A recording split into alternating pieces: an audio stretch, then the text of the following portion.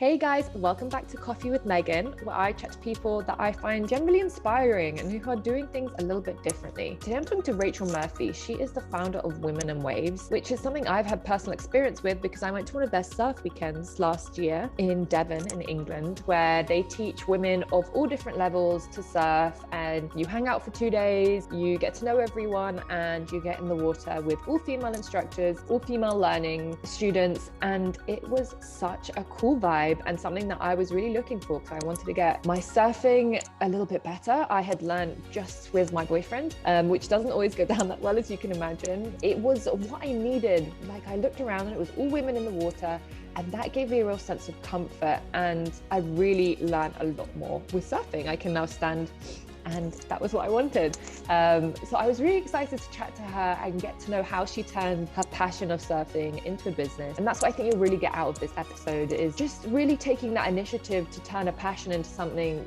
that you can make money out of, and how you can live your life with that passion, and it can be your everyday. And she gives some amazing tips on how she got there and really what's helped her in the business so far, and how she's done amazing things like partnerships with H&M and Rip Curl, and they're a young business only starting a few years ago. So I hope you enjoy this episode, get some good tips. We also talk about the mental health benefits of water, and being in the water, seeing the water, and maybe it'll inspire you to get out there a little bit more. So I hope you enjoy, and let me know what you think.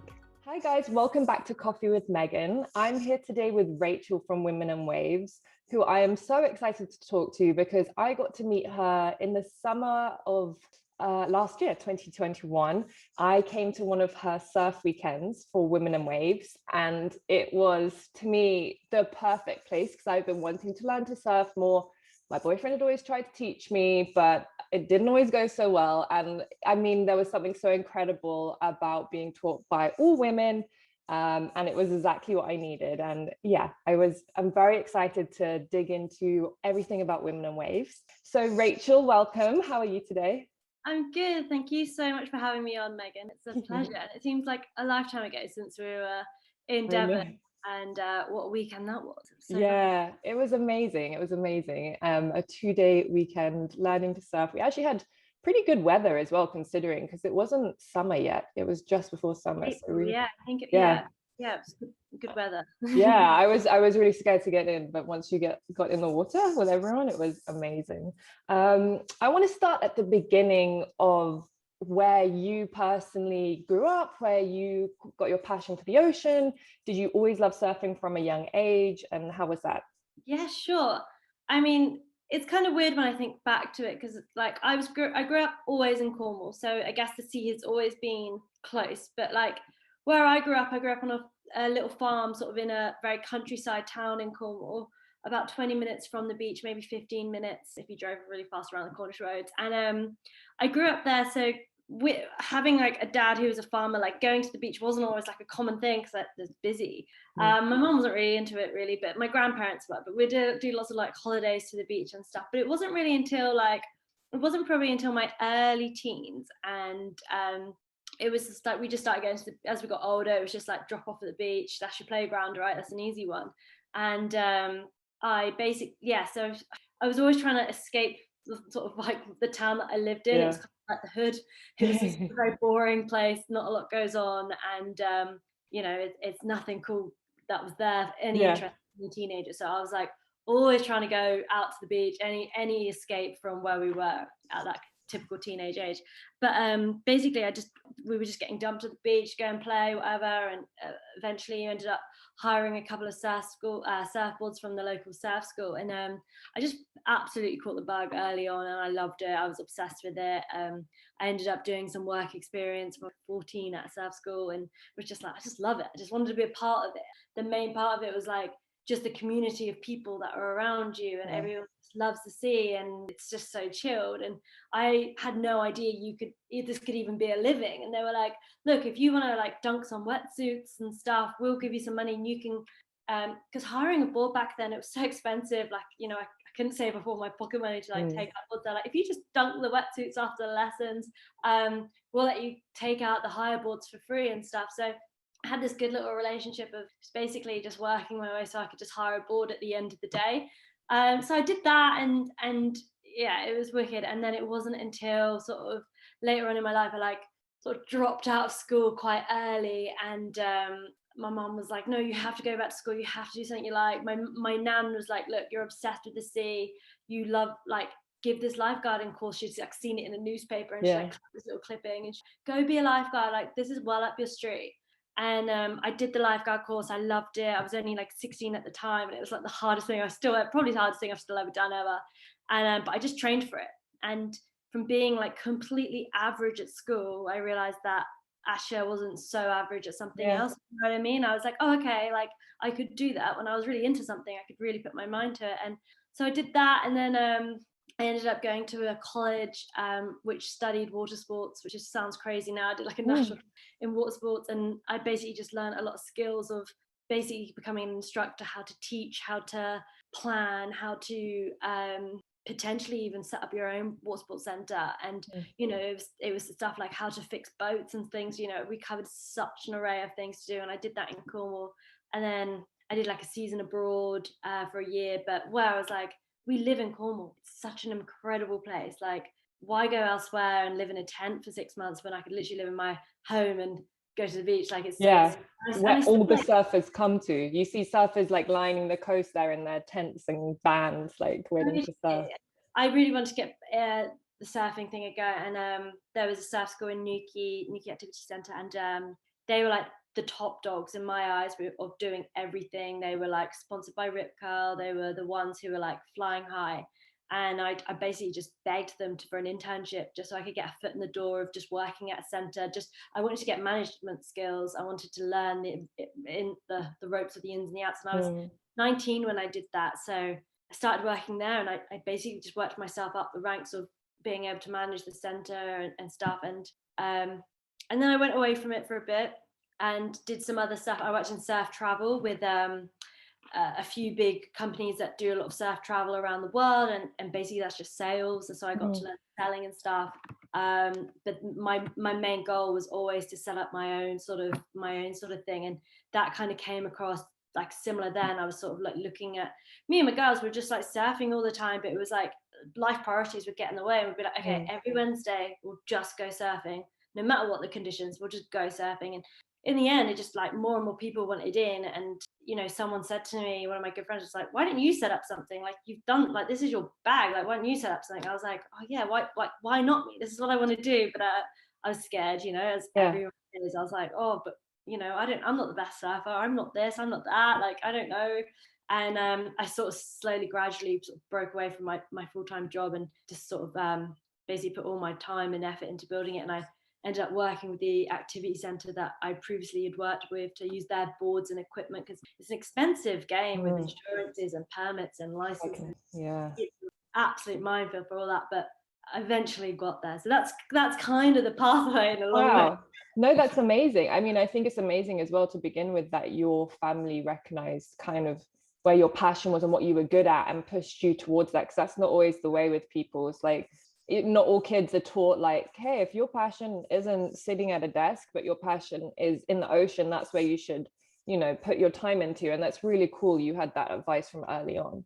Yeah, I'm really grateful to my nan to this day. And nan, if it wasn't for you basically being like, just go do it, you're like, you know. And I love that. It was something completely out of the norm for my family. They're all very academic, and they're very like into, you know, good grades and everything. And me being completely different to everyone else, it was a bit like a shock. But they did the best thing. No, it's so cool. And what is, so leading on from that, you obviously have now set up Women and Waves, and what would you describe Women and Waves as? What is your goal with it? How would you best describe what you're trying to achieve with it? Yeah, sure. So I think overall it's like a female surf collective, but we don't just define ourselves to surfing. We go wild swimming, we do stand-up paddle boarding, and hopefully more and more other things around the water will sort of come. But I guess it's sort of like an all-female surf collective where people, any advice for surfing within for females or anyone in the world, I'd like to be the place that they would feel safe to come to. You know, that we can, you know, you can come down for learn to surf with us, you can ask us for advice. You know, I'd love to have a place where they could stay with accommodation, be a hub, just a female surf hub. Is what the aim is to be everything to do with surfing and lifestyle all in one.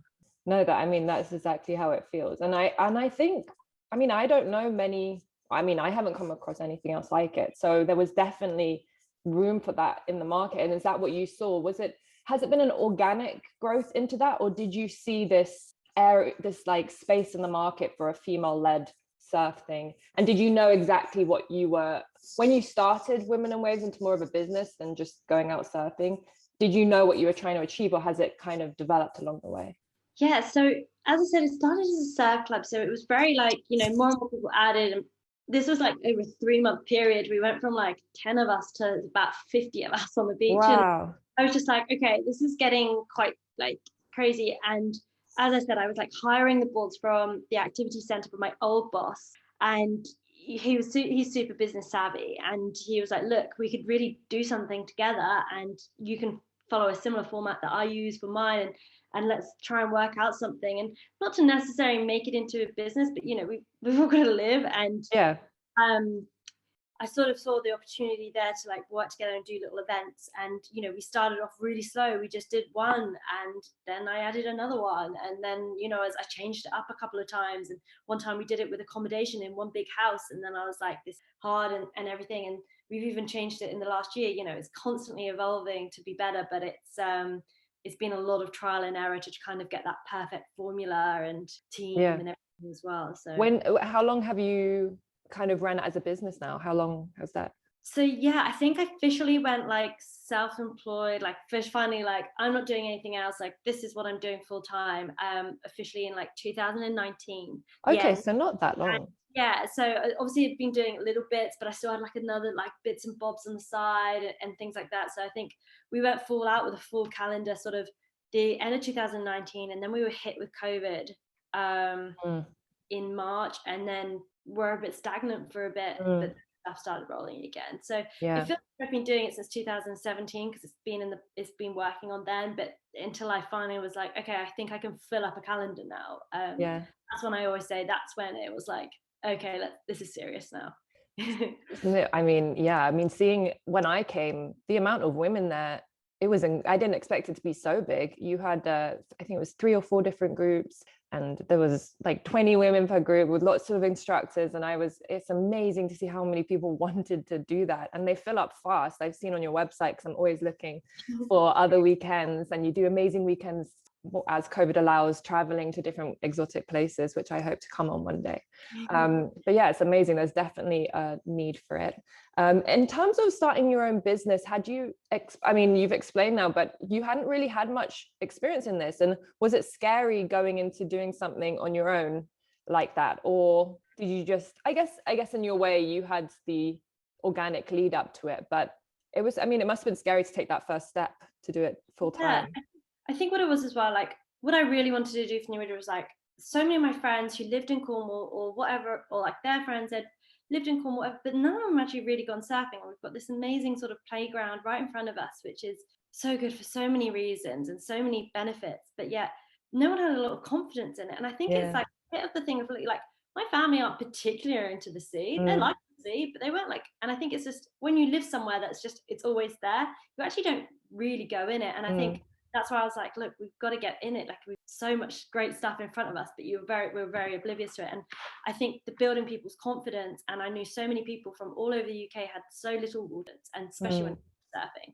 And that's why I really wanted to like hone in, like, okay, if you get all the fundamental skills and the safety and everything else built up behind you, that's where we can help, and we can build you to be a strong surfer and confident. And I think that's where I really wanted to push, like that's where it started from, I think, is and then when it came to like doing the business side of things, like, yeah, I had like no experience. I think I said it was organic.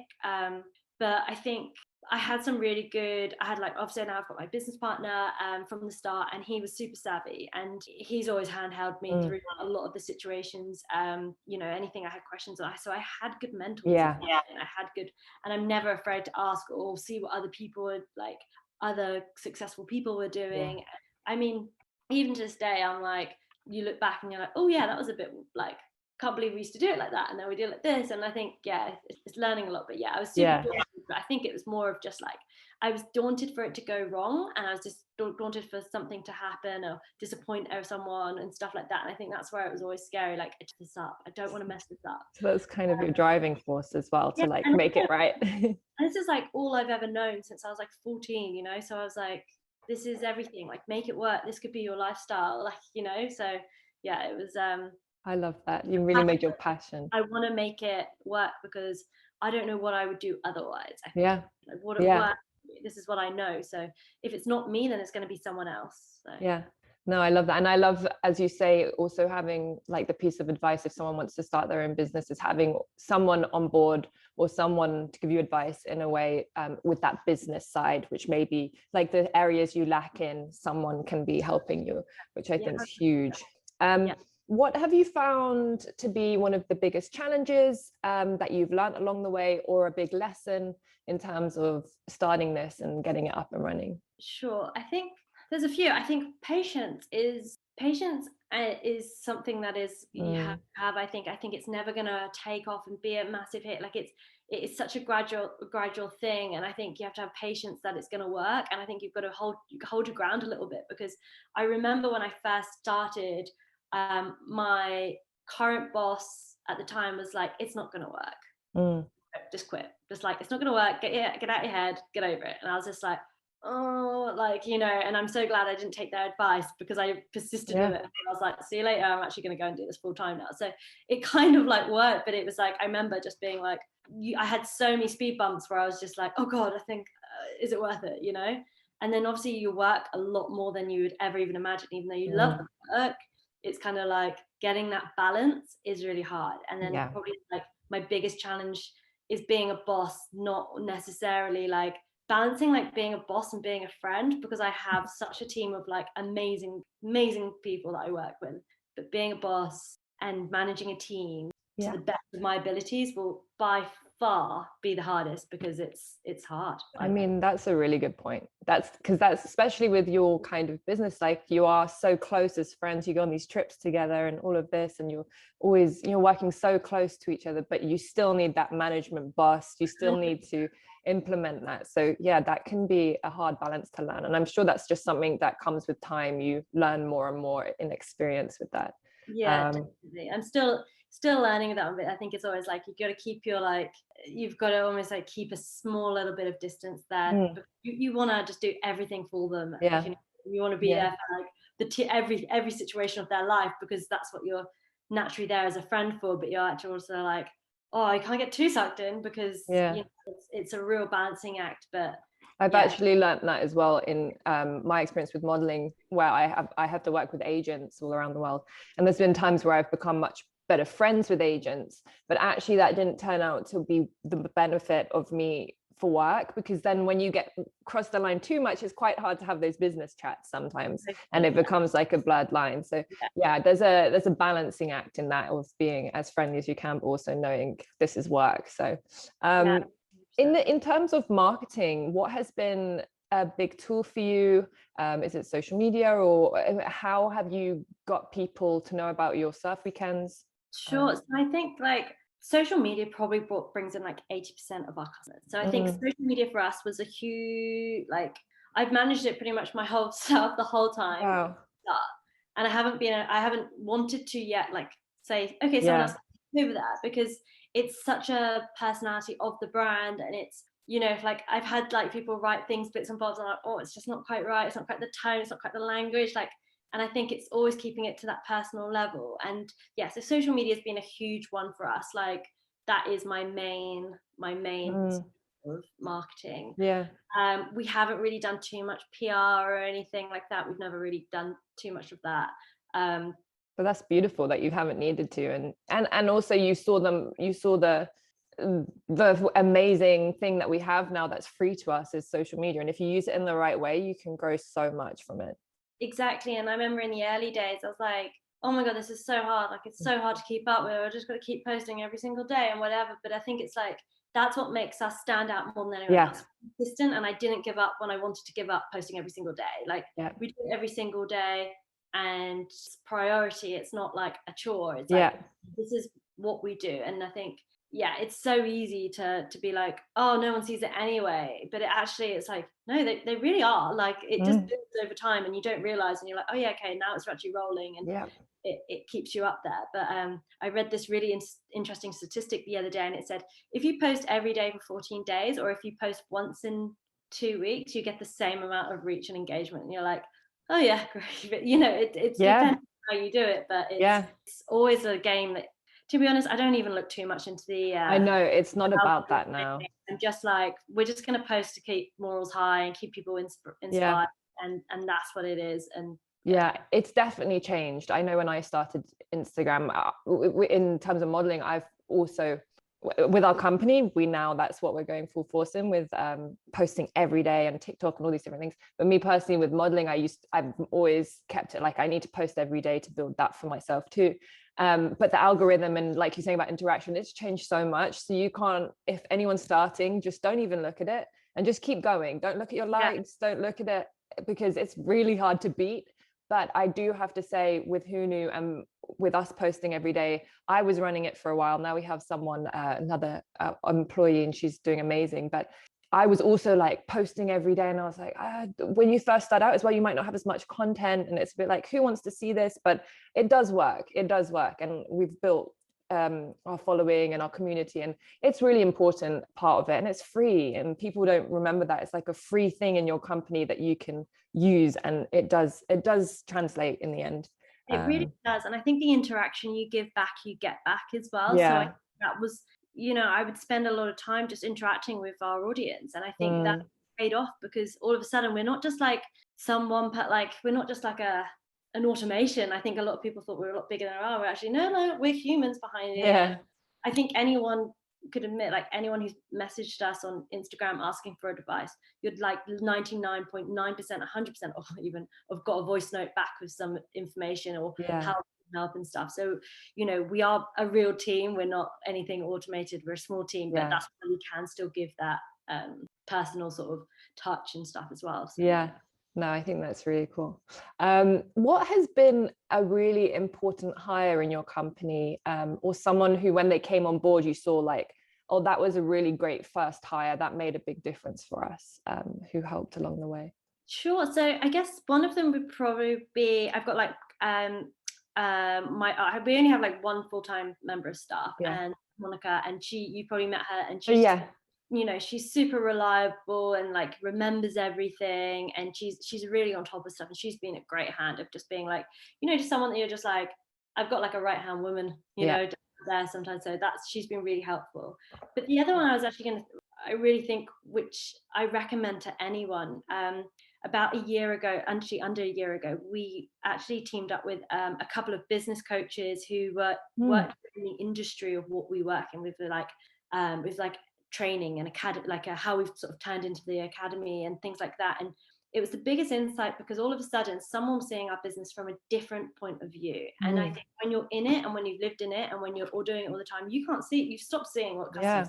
And I think having them on board was the best sort of we still work with them on a fortnightly basis, and soon we'll be onto a monthly basis. And it's just like, it gets all your like budgeting, your finances and stuff that was way like my weakness, like my weaknesses are, they are now building. So do it. And even if sometimes it's like a counseling session of just like, God, I'm so overwhelmed, and they're just like fully reset you to get your priorities, and they know business inside and out. So that was something I'd really recommend for anyone to do, is find someone who's within your industry who do coaching, and they have all these programs that you do and training and stuff. I think it's been probably like one of my best things that I've ever done. That's amazing.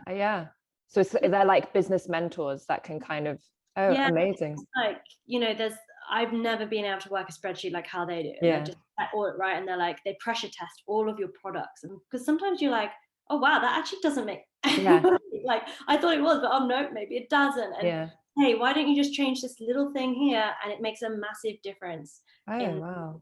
And they just become almost like your sounding board for any new ideas. They'll work out like, if this is a high risk idea, if it's a low risk, if it's where your priorities lie. And I think just the lessons that you learn is sort of like invaluable stuff, because it's like every day is a learning day when you have your own business, but like for them to just be your sounding board of like, especially when it comes to like statistics and measures and money, like where I am really terrible with, is in like working out, what's this, what's that. It's good to have someone else who just is like, the cash flow part. That's a great piece of advice. I would think that's really awesome, and it's good to have outside perspectives of your company. Personally, attending one of your weekends, the incredible feeling I had, and the reason I didn't get scared, because I'm quite scared in the water sometimes, especially when Vince is trying to teach me, who I know he's grown up in the water, so comfortable, like it's not scaring him. The one thing that kept me really feeling safe and just being like, oh, I can do this, is seeing the amount of women in the water, having all women teaching me. And I know that's a huge part of, well, that's why you're doing what you're doing. But why do you think you don't see as many women? Why has it been such a male dominated sport? Is it just the history of it? And do you see that changing?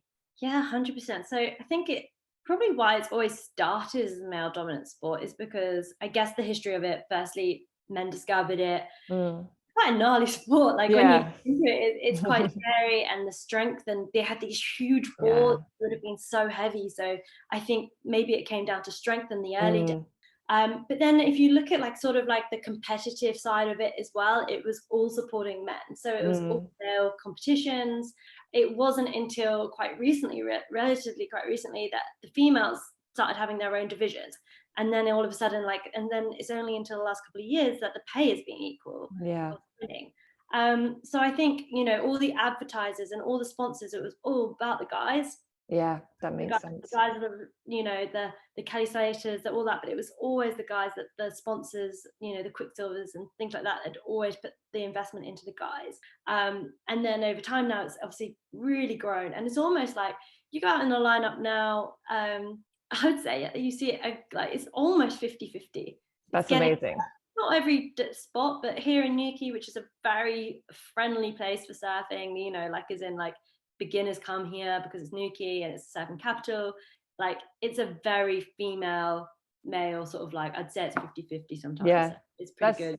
Yeah, that's really cool. So one of my following questions from that was it hard at first finding female instructors to join you? Or is there, like you're saying, there's actually more females out there surfing than it may appear at first? Yeah, sure. Female instructors are quite hard to come by. We even started training them up ourselves. It was so hard to come by. But I think it's because of, I think a surf instructor in general, it can be quite a temporary job for someone. Yeah. We want to change that. Like, it's like, just because you're a surf coach doesn't mean you do like one season and then go. Of course, it used to be like that. But now COVID's come in, it's reined everyone in a little bit. So maybe not that extra. But it's people do a couple of seasons and they tend to go and move on. It's like a very, and then sometimes you get people who are really committed and they're like, I love this, but it is quite a, seasonal. It's a seasonal, you're a freelancer, so you tend to just work here, work there, and we're really trying to change that so we have more permanent team, like a permanent time, and can offer them something that they can live off, not just necessarily like a quick buck here and a quick buck there. And so that's awesome. That's where I'd like to get it as well, to have a full-time employed team as well. Yeah, that's amazing. Goals. Do you personally try and get out into the water every day?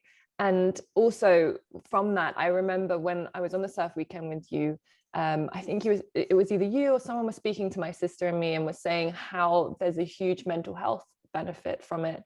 And you mentioned something called Blue Mind. And I just wondered if you could talk about your relationship with the ocean and what you think, what you know as to it helping mental health. Sure. So my own relationship with the sea is like pretty addicted. Like I generally don't feel good if I haven't been in for a while. I feel very agitated, and I don't know if you've got it with your partner, if he's like at the same time, like if he hasn't been in, my husband's again, he's like an absolute fish, so he's like always wanting to be in the water, and when we're not near it, even when I'm in the city for a couple of days, I'm instantly craving it. It's so funny when you get away, I instantly feel a bit like, oh, just want to be back by the sea.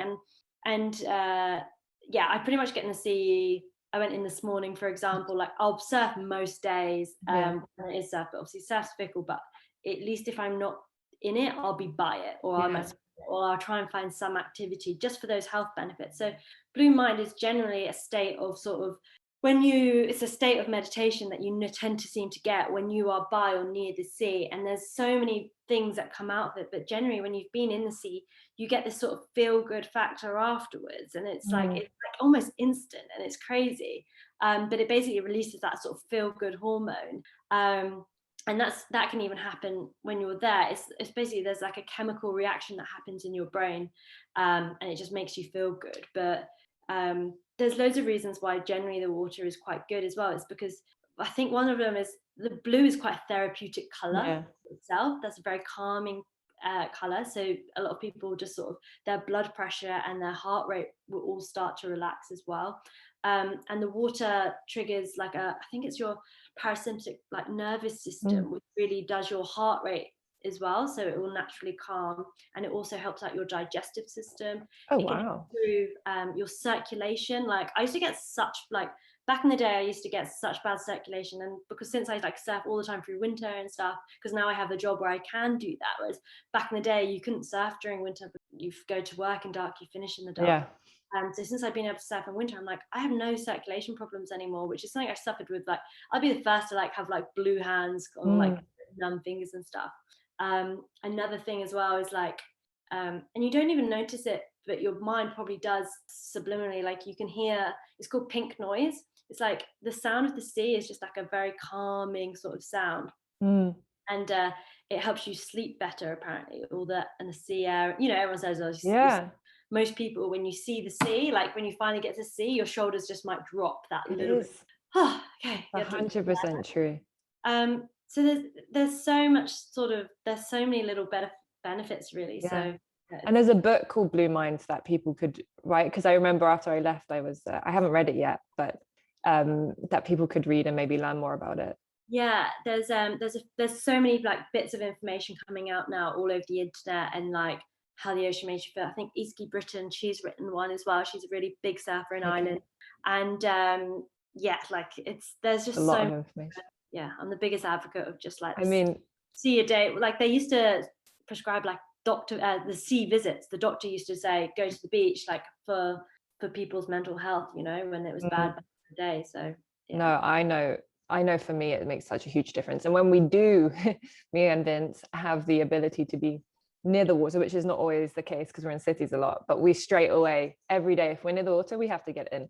Doesn't matter what the weather is, we'll get in. And cold water exposure as well with that is actually, I mean, I didn't do it before I met Vince, but the difference it makes is huge, and you feel so good afterwards. Your sleep, everything, like you're saying, all those things alive, I think, as well. Yeah, like, you feel alive. Like I think it's present as well. Yeah, I think that's what it is, because it literally it's being in the water. It's such an immersive sort of thing.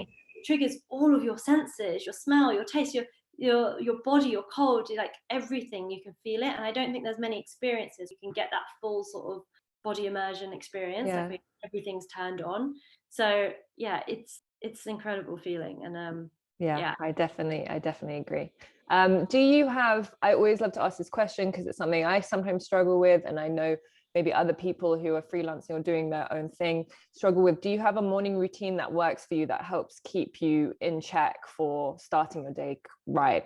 Yeah, I'm basically a square. I hate not having a routine. Like I have to have routine, and I like routine. I like Monday to Friday, and so I wake up super early as I can possibly get up. In summer I'll be up at 5. Winter it was like 6, and I'll try and basically the night before I always check the surf forecast. What's that doing? Is there a chance I can do it in the day? I also base all my meetings around the tides as well. So like that's awesome. I always have like that window will never be gone from me through meetings, because that's another really hard thing that I found hard to balance was work every day, but having that little surf break in the day will just that's all for. So so that's good. And then I'll if the surf's not good, I generally always like get up, either do some stretching or mobility, have some like lemon water. I'm pretty into like just feeling good in the morning. And then I'll take my dog for a nice walk and generally do an eyeball surf check around the whole like route. I try and be at my desk for like 8 o'clock, but I honestly, if like someone's like, oh, I'll walk the dog, I'm like if my husband's like, oh, I'll walk, I'm like, no, that's my routine. Yeah, that's awesome. So it's important to you. I feel the same, because you kind of have to create your own structure when you're doing something for yourself, and it's not like at an office at a desk. So that just knowing you're doing those few steps can really lead you into a better day, I find. Totally. And then I sort of, I do intermittent fasting, so I don't eat until 12. Yeah. And I found that was that was something I brought in a couple of years ago. And I think that one's been a huge part of like, it's like, I don't have any distractions in the morning now. I just focus, and that's my breakfast is my lunch. And then Vince does that actually. Because I feel like I'm really sort of, before it was kind of like, I need that sweet treat or I need that breakfast to start slowing me down. But now I just like, I don't actually need anything. I've got plenty of energy. And with intermittent fasting in the morning, is it only water, or would you have coffee and stuff included in that? I have a black coffee, yeah. Okay. Sometimes I have like milk in my coffee. It's like, it's not a strict version of intermittent, but it's just like, I don't need the food. I just need like something. But it's more of just because I'm actually not hungry now, and it's a good focus thing for me. I find I focus better if I haven't eaten beforehand. Yeah, I can attest to that. Actually, it's good for me too. I've pushed my meals a lot further back, and you just feel a bit better in the morning instead of feeling instantly like heavy. Yeah, especially if you're surfing in the morning as well. You don't want to, oh no, I need to eat my breakfast in this mix and I need to surf because. I read recently that you have partnered with Rip Curl. Congratulations, that is so exciting. And how does that feel to be recognized by such a huge company and relatively early on in your business? I mean, you haven't been going for that long. And how did that come about? Sure. I mean, it was amazing. I was so stoked that we could partner with them. They'd been on my horizon for a long time, first of all, because they are like the original sort of top dogs of surfing. They are like the best in the business with like the surf industry. They've been there from the very start, and they have always been really supportive throughout a lot of sort of surfing. And basically we'd approached them a couple of years ago to sponsor like one event or two events, and that was just bold, just saying like putting an email together, and they didn't say no. And they did, and I was like, okay, cool, now we've got a relationship. So I was like, that's great. And then we reached out to them again to do some more events, and they took ages. Like they were just like, and I was just like, that's probably gonna work, whatever. And then it was like, the guy that we know, our contact there, he was just like, we're taking so long because we're putting together a full-time proposal. And I was like, okay, brilliant. So yeah, we've partnered with those guys and having their backing and having their team on board to help our team as well. So we've had lots of access to their pro riders to get their information, like to get their tips to give to our girls, and having a brand on board. We're currently in the making of a collaboration and stuff as well within the clothing. So yeah, we're really stoked. That's so cool. See that sort of pan out throughout the rest of the year, really. Yeah, that's very exciting, and congratulations. It also shows like being bold and taking those steps, even when you're a small company. You can be like, oh, they're not going to take much notice, but like you say, that first step and you get that contact, look where it's led to. So I guess that's really good advice for people. You were on their radar as well, but you never know that's the thing, you never know who's looking at you. It's before when we had our H&M collaboration, like tiny, like how did you even find us? You never know who's, if you know. And those credentials of having those big companies. I remember when someone suggested, the girls I came on the weekend with, she was the one who introduced me to you guys. And like then I saw just those little things, like I saw the collab with H&M and I was like, wow, they must be, it gives a small business such a boost to have those names involved as well. So those collaborations are, I think, really important when you're starting out. Thank you so much for chatting. I would love to leave as your parting word, just like a little piece of advice, whatever you kind of want to leave people with, whether it's about starting your own company or following your passion. What would be like something you'd like to leave? I would like to say, like, if you've got a passion and you want to make it into business, like you can't really find like anything better, because every day is not work, you actually like enjoy it. So it's just like the fact that I can create the world that I want to live in, of just like I can surf when I want, like, and honestly I just went over hundreds of hurdles, like, and I just thought, keep going, knock them down, keep going. Like I felt like I should have quit like way before I got to this thank God I didn't. So I just say, just keep going. It's not easy, but once you get through that sort of hard stage, then it's a dream. You can get there. But yeah, the first bit's hard.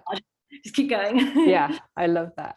Could you tell everyone where they can find your Instagram, your website, and yeah, where they can follow Women and Waves more? Amazing. So yeah, you can just follow Women and Waves on Instagram or Facebook, on @Women and Waves, and our website is womenandwavessociety.com. But for those who are actually really interested in surfing and want to find a community, we've got like a Facebook group called Women and Waves Surf Society, and it's where people chat all day long, all about surfing and loads of advice. So yeah. Amazing. Thank you so much for chatting, Rachel. It's so good to talk to you and see you again. And you have a lovely time in New York, and yeah, we'll catch up soon. Thank you.